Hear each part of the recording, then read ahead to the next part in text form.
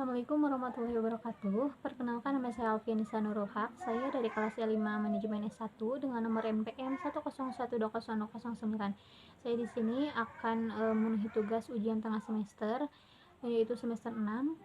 Saya di sini akan menjelaskan tentang wafatnya Nabi Muhammad SAW dan wafatnya para khulafaur rasyidin. Nah, yang pertama-tama di sini saya akan menjelaskan terlebih dahulu tentang wafatnya Nabi Muhammad SAW. Nah, jadi Nabi Muhammad ini adalah Rasul terakhir bagi umat Muslim yang lahir pada tahun 570 atau tahun gajah. Nah, masa kenabiannya dimulai pada usia 40 tahun ketika Nabi Muhammad didatangi oleh malaikat Jibril dan mendapat wahyu pertamanya dari Allah. Nah, sejak itu Nabi Muhammad mulai berdakwah di Mekah yang lanjut ke beberapa wilayah lain untuk memperkenalkan agama Islam hingga akhir hayatnya. Nah, jadi Nabi Muhammad ini wafat pada hari Senin, tanggal 8 Juni 632. Nah, berikut saya juga akan menjelaskan kisah wafatnya Nabi Muhammad SAW. Nah, jadi pada 632 atau setelah 10 tahun Hijriah ke Madinah, Nabi Muhammad menunaikan ibadah haji ke Mekah. Nah, setelah naik haji, Nabi Muhammad menyampaikan sebuah pidato terkenal yang disebut dengan khutbah perpisahan atau bisa disebut dengan khutbah wada di Gunung Arafah di timur Mekah. Nah, lewat pidato ini, Nabi Muhammad berpesan kepada pengikutnya untuk tidak mengikuti aturan adat pra-Islam tertentu. Nah, tidak lama setelah itu, Nabi Muhammad mulai menderita sakit yang cukup parah, tepatnya pada tanggal 29 Safar tahun 11 Hijriah. Nah, Nabi mengalami sakit kepala dengan demam tinggi selama beberapa waktu setelah pulang dari naik haji untuk pertama dan terakhirnya. Nah, kondisi ini terus dialami Rasulullah selama kurang lebih 14 hari. Nah, jadi kendati begitu selama 11 hari berturut-turut, Nabi masih menyempatkan diri untuk mengimami salat berjamaah. Nah, selanjutnya di sini saya akan menjelaskan tentang wafatnya Khulafaur Rasyidin. Nah, saya akan jelaskan terlebih dahulu apa itu Khulafaur Rasyidin. Jadi, Khulafaur Rasyidin ini berasal dari kata khulafa dan ar-rasyidin. Khulafa artinya pengganti, sedangkan ar-rasyidin artinya mendapat petunjuk. Jadi, jika digabungkan Khulafaur Rasyidin artinya pengganti yang mendapat petunjuk. Nah, jadi Khulafaur Rasyidin ini adalah pemimpin yang bersedia untuk menggantikan tugas Rasulullah SAW sebagai kepala negara, pemimpin pemerintah, dan pemimpin umat Islam. Baik, jadi keempat sahabat Rasul tersebut adalah orang-orang yang mengakui Rasul sejak awal, diberi tugas oleh Allah SWT. Keempat sahabat ini juga dipilih oleh umat berdasarkan konsensus. Di sini juga saya akan menjelaskan satu persatu wafatnya Khulafaur Rasyidin.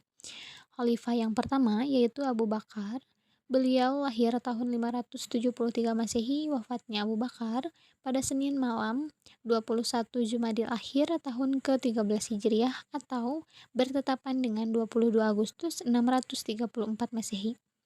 Ia meninggal di usia yang sama dengan Nabi Muhammad. Diketahui Abu Bakar mengalami sakit demam beberapa hari sebelum wafat. Dia juga menghembuskan nafasnya yang terakhir pada sore hari setelah matahari terbenam. Khalifah yang kedua yaitu Umar bin Khattab. Beliau lahir di Mekah pada tahun 583 Masehi dan wafat pada tanggal 3 November 644 Masehi di Madinah. Umar bin Khattab dibunuh oleh Abu Luluah, seorang budak yang fanatik pada saat ia akan memimpin salat subuh. Ia adalah orang Persia yang masuk Islam setelah Persia ditaklukkan Umar. Pembunuhan ini konon dilatar belakangi dendam pribadi Abu Luluah terhadap Umar. Yang ketiga, khalifah yang ketiga yaitu Utsman bin Affan. Beliau wafat pada tanggal 17 Juni 656 Masehi di Madinah, Arab Saudi. Utsman bin Affan wafat setelah pemberontak yang bernama Al-Ghafiqi berhasil masuk lewat atap dan menemukan kamarnya. Penyebab kematian Utsman bin Affan adalah karena dipukul kepalanya dengan sangat keras. Lalu yang terakhir, khalifah yang keempat, yaitu Ali bin Abi Thalib. Beliau wafat pada tanggal 26 Januari 661 Masehi di Grand Mosque of Kufah di Irak, di Masjid Agung Kufah. Beliau dibunuh oleh seorang Khawarij bernama Abdurrahman bin Mulzam saat memimpin sholat subuh di Masjid Agung Kufah.